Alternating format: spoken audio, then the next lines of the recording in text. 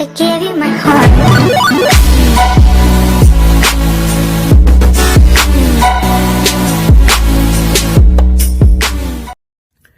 Hi guys, so welcome back sa ating YouTube channel. So ito na yung ating pang-walong topic para dito sa ating conditional probability. So probably ito na rin yung last. Okay, so the probability of that, so the probability of the conditional probability of that, the conditional probability of that whenever f occurs is a probability. So meaning yung conditional probability is a probability. So ano ibig sabihin na siya ay probability? Ibig sabihin na susunod niya yung axiom, nasusunod niya yung proposition. Ayun lang yung gusto niyang ipakita dito. Again, yung conditional probability is a probability. Meaning, yung kanyang sample space, yung probability ng sample space niya is 1. Siya ay in between 0 and 1. Tapos siya ay pwede maging mutually exclusive events din.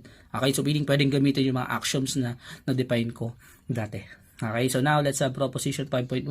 So medyo mabilis lang tong video na to. So again, hiniwalay ko lang siya para medyo hindi siya nakakadugo dun sa last video natin, para din medyo maging convenient kayo. So ito ay medyo madali lang. So we have proposition 5.1 or dapat 8.1 siya. So mali yata ako ng, so mali ayan, that is 8.1, sorry. This is proposition 8.1. So, sir, paano mo nalaman na 8.1? Ang topic ko kasi is 3.8. So, sa mathematics, kung ikaw ay math prof, so ito, natutunan ko lang to. So, kung ano yung topic mo, kung paano mo siya dinesign, so yung proposition o yung theorem, naka-base din sa second number. Okay, so ganun ko. Kung napapansin mo, ganun ako mag-numbering. Okay, so that is proposition 8.1. We have letter A. The probability of E given that F has occurred is in between 0 and 1. Okay, so the probability of sample space given that f occur is equal to 1. If e sub I for I is equal to 1 up to 2 up to that are mutually exclusive event, then the probability of generalized union of e sub I given that f has occurred is just equal to the summation of p probability of e sub I whenever f occur for n is equal to 1 up to infinity. So start with letter A. So for letter A, okay, so note, so ito yung proof, no? So proof, the left side, so the left inequality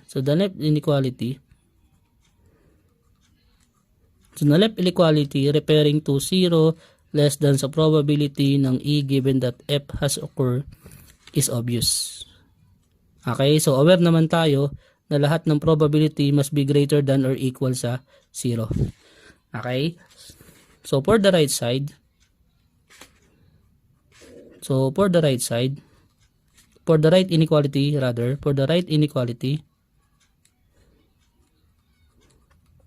so nagre-refer ako dun sa gitna, yung probability ng E given that F has occurred is less than or equal to 1. Okay? This is true whenever, lagay ko lang, no, since aware ka na yung E intersection F is just a subset of E, F rather. So again, tama ba na siya ay subset lang ng F? So yes sir, tama, subset lang siya ng F. Bakit? Pag ginawa natin yan, yung ganyang graph, anong nangyari kasi, for example, ganito. So kung meron tayong E dito, ito yung E, ito yung F, ito yung intersection nila. So subset lang talaga siya ni F totally. So tama yan. Since EF is a subset of F, by proposition number 2, tama ba yun? By proposition number 2 ng ating chapter 2, by proposition 2 ating chapter 2, the probability of EF is less than or equal sa probability of F. Okay, divide both sides by probability of F. This is probability of EF over probability of F is less than or equal to 1. By definition of conditional probability, this is probability of E given that F has occurred less than or equal to 1, which is yun. Okay, so therefore, this is done. Okay, so ganun siya, simple. Now, letter B. Okay, so yung sabi na ang claim is, ang probability daw ng S, no, ang probability ng S, probability ng sample space given that F has occurred is equal to 1. So consider, so to improve, so consider natin si F is a subset of S, meaning yung sample space S. Okay, so we have we have probability of S given that F has occurred. Okay, so by definition of conditional probability, this is probability ng S intersection F over probability of F. Okay, tanong, ano ang intersection ng S and F? Ang intersection ng S ng F at ng sample space is sa F.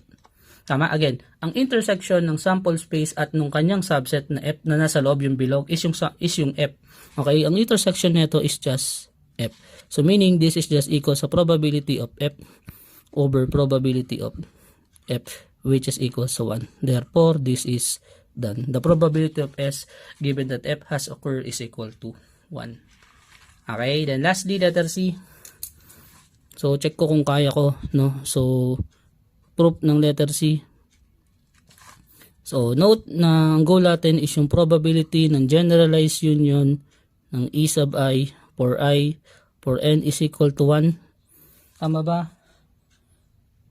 So for I is equal to 1, rather malito.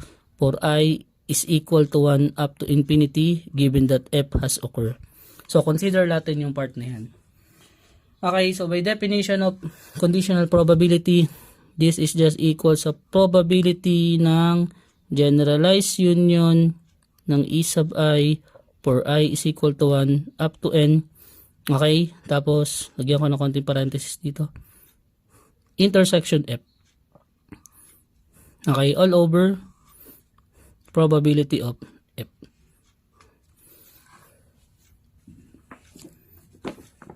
Tama, so the probability of F. So aware tayo na itong part na to, na 'di ba yung mga union na yan, ang mga union na yan, yung union ng E sub 1, E sub 2 up to E sub n is magkakaroon lang sila lahat ng F.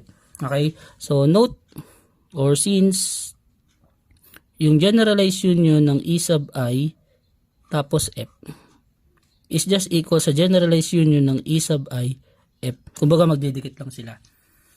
Okay, so meaning pagdidikitin natin dito sa part na to, so sa part na to pagdidikitin natin sila sa taas, no? So dito magdidikit lang sila or magkasama. This is just the probability ng generalized union for I is equal to 1 ng E sub I F up to n. Okay, all over probability of F. Okay, so next is by definition of conditional probability or by axiom number 3. Tama, kung naalala mo yung axiom number 3. So by axiom number 3, yung generalized union, yung probability ng union nila is just yung summation.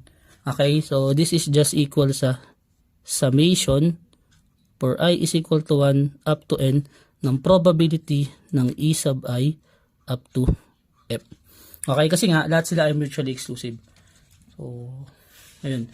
So, since E1 are mutually exclusive, meaning mag-attach ka ng F dyan, mutually exclusive pa rin lahat nung E sub 1F, E sub 2F, E sub 3F, E sub 4F, up to E sub NF. Mutually exclusive pa rin lahat yun. So, meaning kaya kong gawin yung summation na yan. Okay, all over probability of F. Okay, so which means na ibig sabihin nito, ano ba mangyari dito? Ano ba yung probability ng F natin? Okay, which means na kunyari in-expand ko siya. For example, in-expand ko this is probability of E sub 1F plus probability ng E sub 2F plus plus probability ng E sub NF all over probability of F. So note na pwede ko yung biyakin pag iwahiwalayin. Lahat sila may denominator na F. Tama? So note for example, kinuha ko to si probability ng E sub 1F over probability of F. Ano ibig sabihin yan? That is just the probability of E sub 1 given that F has occurred.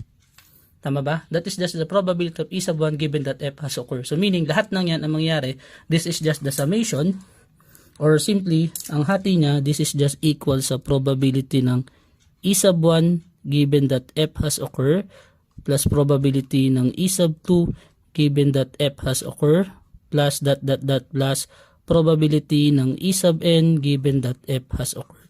Or simply this is just the summation for n. So for I is equal to 1 up to n. Tama ba? Up to n ng probability ng E sub I given that F has return. So meaning, therefore, this is done. So now, ang ginawa ko lang is, siyempre palitan ko muna ito ng n, consider natin as n. So sinet ko lang siya as n. So meaning, true yung ating actions na to o yung proposition 8.1c na yan. So meaning nakuha ko siya. Okay, so that's all in this video. So hoping na may natutunan ka sa ating conditional probability and independence. So hoping din na kahit paano ay intindihin nyo ako kung bakit ganito siya kahirap.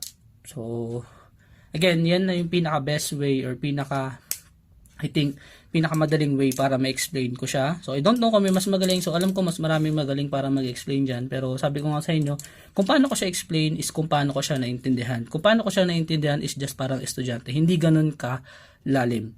So I mean, hindi ganun siya kalalim kung in-explain. Yung tipong binasa ko lang, yung tipong sinabi ko lang by proposition point 1, yung tipong pang matalino ko siya sabihin.